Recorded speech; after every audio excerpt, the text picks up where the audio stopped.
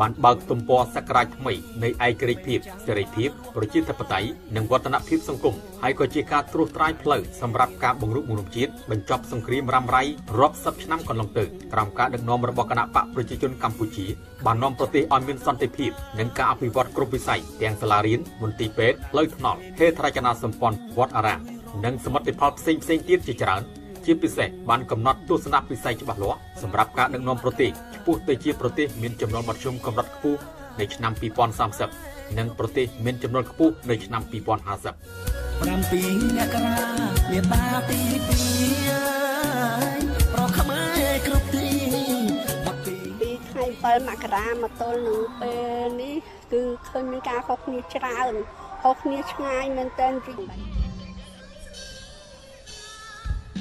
ជំរាបសួរសម្ដេចទ្រង់ឯកឧត្តមលោកជំទាវលោកអញ្ញាលោកស្រីប្រិមិត្តទូរទស្សនិកជនជាទីគោរពនិងជាទីមេត្រីនៅក្នុងឱកាសនេះស្ថានីយ៍វិទ្យុនិងទូរទស្សន៍អប្សរា AMS មានកិត្តិយសធ្វើការផ្សាយផ្ទាល់ពីអង្គមេតិញរំលឹកខួបអនុស្សាវរីយ៍លើកទី46នៃទិវាជ័យជំនះ7មករា7មករា1979 7មករា2025ដែលកំពុងតែប្រារព្ធធ្វើឡើងនៅក្នុងបរិយាកាសដ៏សប្បាយរីករាយនិងអធិកអធមនៅបរិវេណមជ្ឈមណ្ឌលនិងពិព័រណ៍សន្និបាត